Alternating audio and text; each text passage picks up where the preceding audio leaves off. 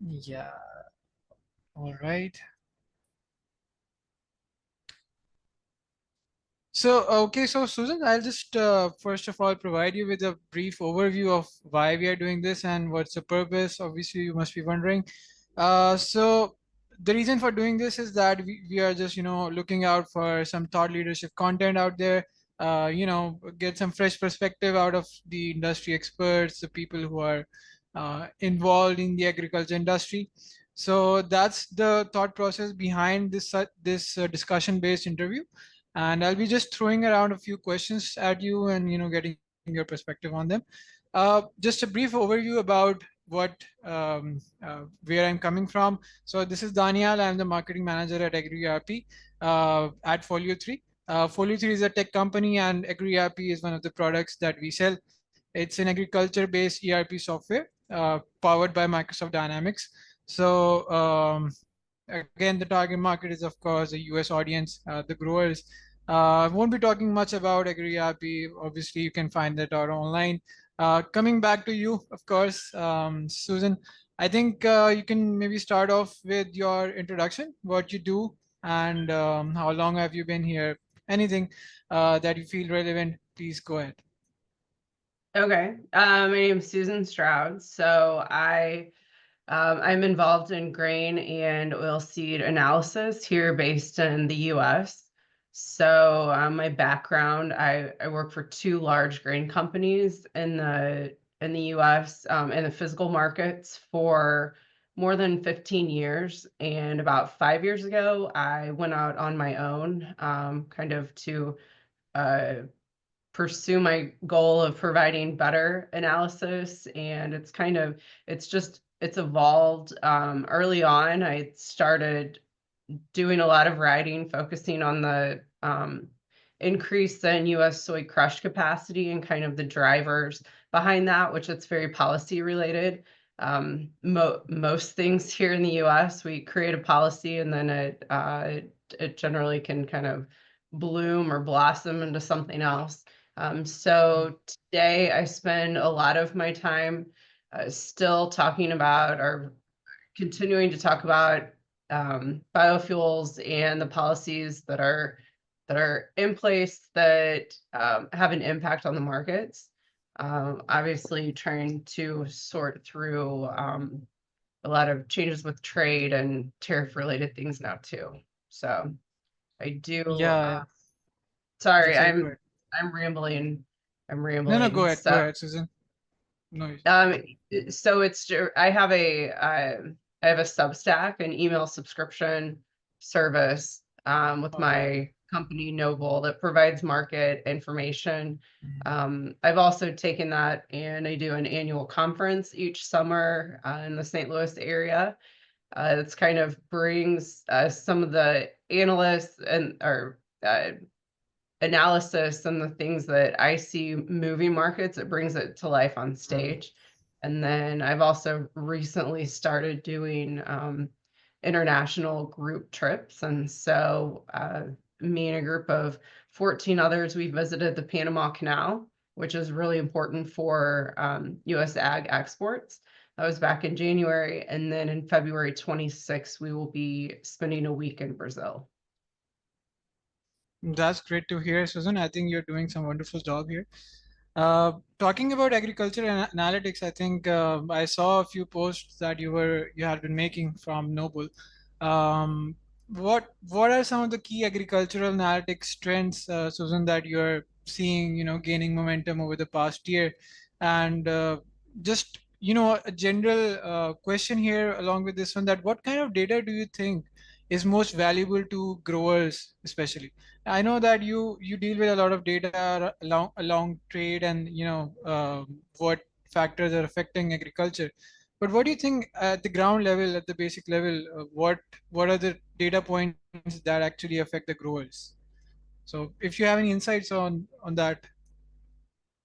Sure. So looking back at kind of the things that have been happening here over the course of, let's just say the current market year. And so one thing Yeah. that's been a driver huge driver is the increase in biomass-based diesel production, particularly renewable diesel. So that's created a new type of demand for not only crop-based oil inputs like soybean oil or canola, but also tremendous demand for waste feedstocks too.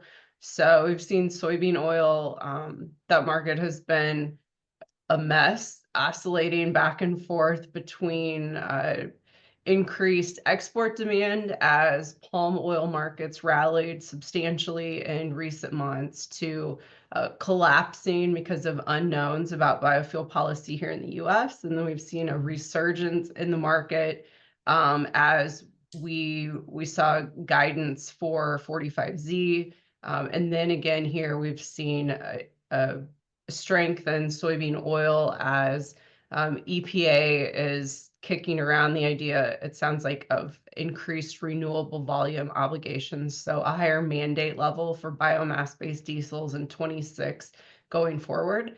So that's been a big driver on the bean side of things.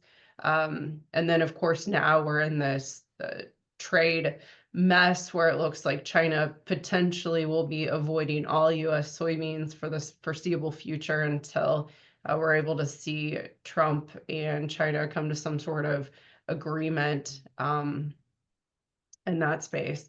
The other big thing really has been the corn market, US export resurgence and US exports. And that's the big driver there is that we saw smaller production in Brazil last year, less availability. We saw a smaller crop coming out of the Black Sea this past fall.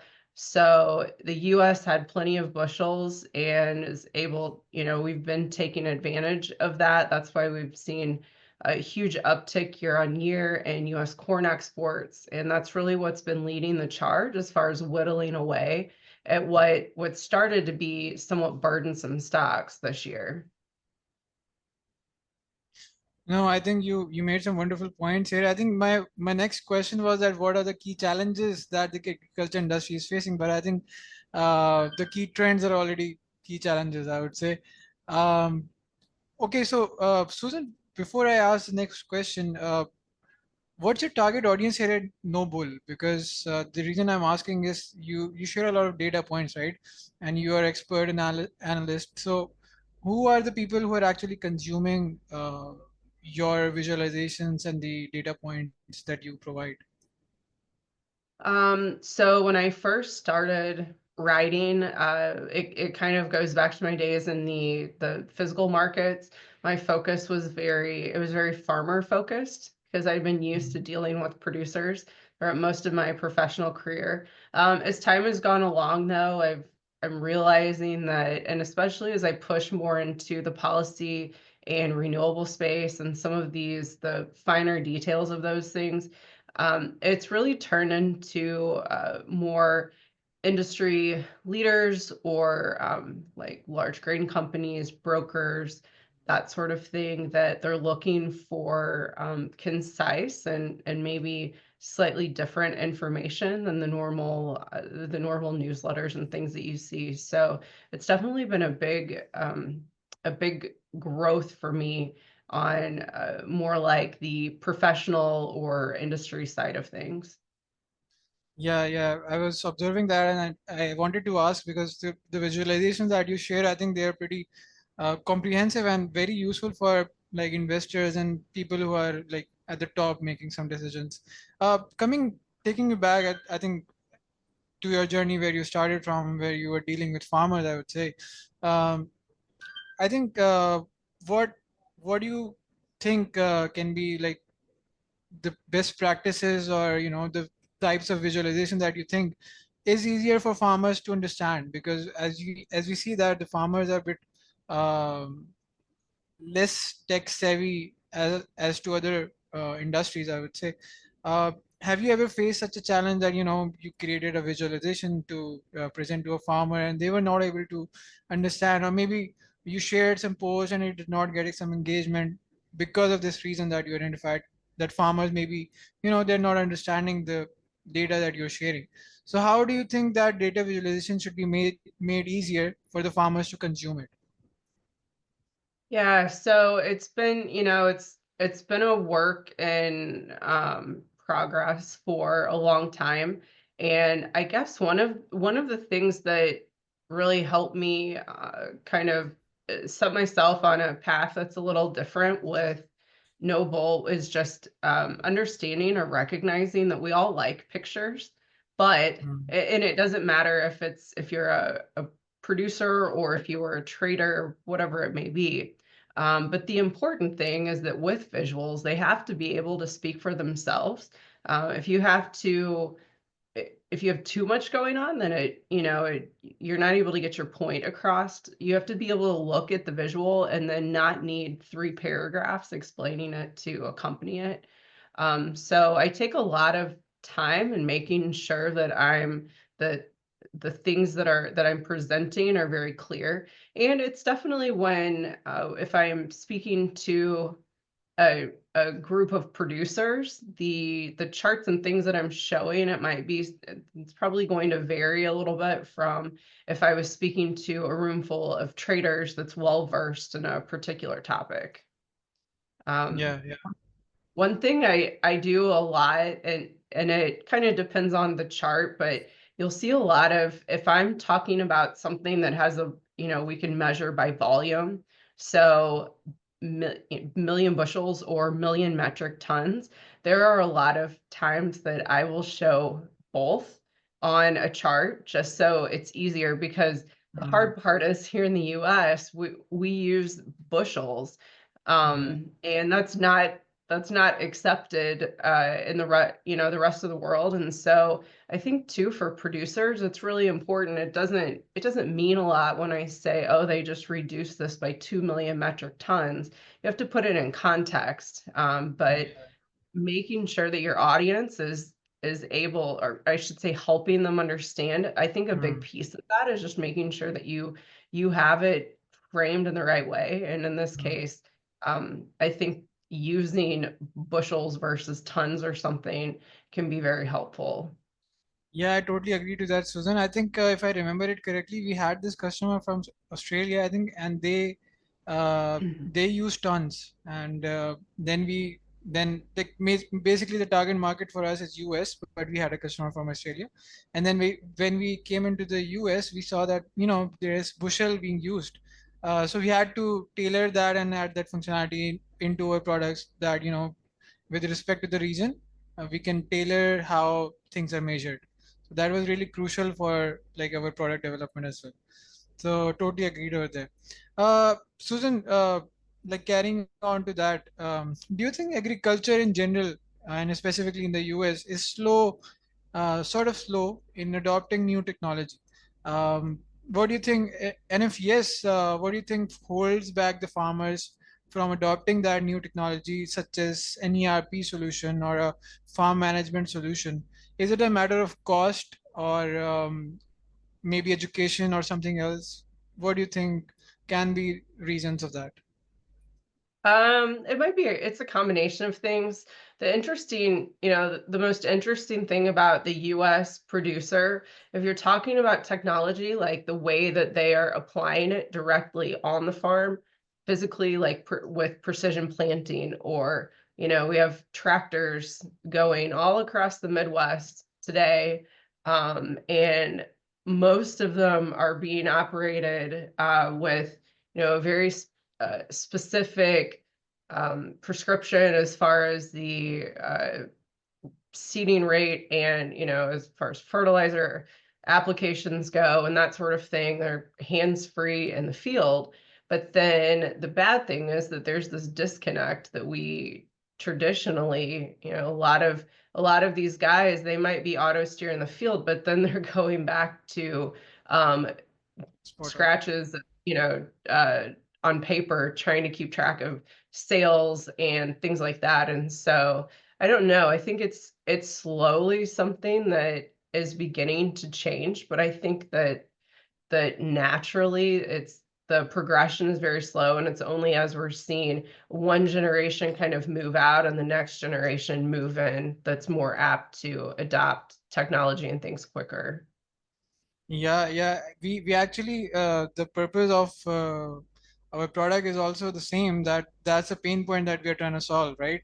The farmers are very well advanced, and they have all this technology, autonomous robots, and all of that stuff going on in their fields. But when you come into the back office, everything is still managed through Excel or legacy softwares, and especially paperwork is a lot of there. So the digitization journey is not yet complete due to the fact that the back offices are still going on in the old ways. So as the younger generation takes over, we are seeing that the young farmers are taking over. How do you think the adoption of new technology, or specifically AI as well, when we see it in the broader perspective, AI is being adopted across all industries. Will will that change the way how farming is done within the next decade or so? Do you think it's at that level that AI is being adopted, or there is a sense of adoption of that technology already, or there is still time? Yeah, I think the difference maybe would be if when we're comparing like something that's happening in the field and as far as that technology goes, it's you don't have that many choices, with it. Just let's take John Deere, for instance. If something new and great comes out, you already have your John Deere tractor, you're already going to be trading it in, upgrading, that kind of thing. So it's Hmm. kind of like the technology push somewhat falls right in your lap, and you don't really have, you don't, while there are other add ons and things, you don't have that many other choices. I think the bigger struggle with producers, I mean, it's always been marketing has always been the larger struggle anyway, but farmers are somewhat skeptical, especially when they see new entrants into the space. And you look back over the past decade or so, we've seen a lot of groups come and go that had the next great technology solution to whatever their problem may be, and they've either disappeared or it's changed a million times. We've also seen large grain companies try to pair up with different tech type providers. And again, the farmer is Hmm. kind of, they're resistant to change, but then it's also this idea of how much information do I want to give this group? Even if it's, well, they're partnered up with a large grain company, or if it's just someone totally new coming into the space. So I think that those are some of the barriers to entry that we'll always see with US producers. Yeah, and one other thing that we have also noticed and discovered within AgTech is that I've heard from other influencers that a lot of these AgTech companies, they don't usually stick around for very long, and farmers really rely on trust and longevity of your company. So I think that's also a factor when new startups come into the space, they face this low adoption problem, which is actually due to their recency within the market. Yeah, so those are really interesting insights. Uh, just one other question, Susan, before we can close it off. Uh, Again, coming to the point that we as AgriERP, we sell an ERP solution powered by Microsoft Dynamics, and on top of that, it's a farm management software with a mobile application that all the farmers can use, and you can centralize all your data, and then you can manage everything from there. There's resource allocation, there is financial management, supply chain, inventory, everything is in there, right? So what do you think would be the most important element for a farmer or a grower to consider before they move to such a solution? What are the key challenges or pain points that they must be facing, you know, uh, to consider such a solution? Because obviously it's a large scale solution, and the problem should be that evident and that big. And the ROI also should be that big, that they can drive from it so that they adopt such a solution. Um, I think in a lot of cases, it's maybe the producer doesn't realize that they have a problem that they need to find a solution to.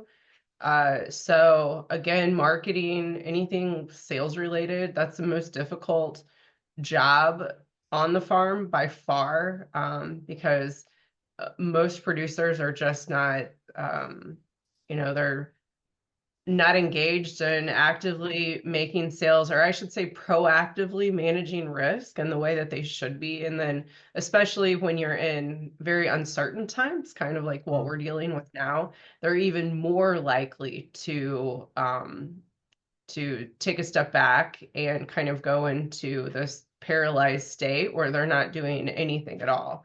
So I think that probably is the largest challenge, is because most producers are not willing to accept that they have some sort of problem and that they need or that they need a solution for the problem that they don't recognize that they have. So, like to put it this way, I think the problem recognition within the farmers is one of the key element that companies like ourselves need to focus upon to make them realize that you have this problem and this is a solution for that. So yeah, great once again. Susan, this last thing I wanted to ask, uh, with regard to all these growers, producers, we see that decisions are obviously still made by the top leadership, the grandpas and the older generation, but there's now a mix. There's a younger generation as well. So what have you seen? Where does this generation, the older generation as well as the younger generation, consume their content a lot? Where do they, where is their decision inspired from, influenced from? Where they are taking all of this insights from before adopting a new solution, technology, or any machinery. Uh, do you have any insights on that? It seems like most everything is consumed, as something in the palm of your hand. It's So, all digital. yeah, yeah. So I think, I mean, if a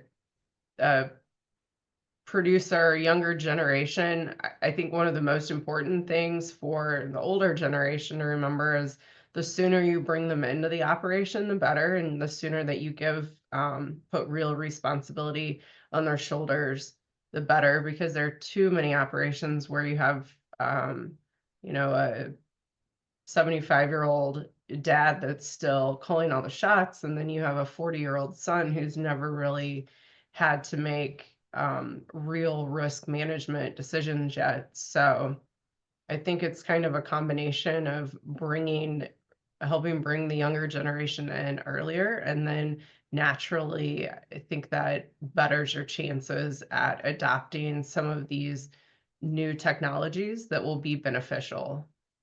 Mhm. Totally made sense, and I think all these insights really are great, and we really appreciate your time, Susan. I think you have provided us with some really great and unique perspectives. Uh, it really aligned with my own thought process as well, and it was really fun talking to you. Um, just one more thing, Susan, that we just a disclosure sort of that we will be using this interview on our socials, and we'll be the transcript of this would be published on our website. So would that be all right with you? Yeah, that's fine. That's perfect. Great. We'll be sharing that with you as well. And if you want, you can share on your socials as well, at Noble maybe. So that's totally up to you. We would appreciate if you can do that. It will be beneficial for both of us.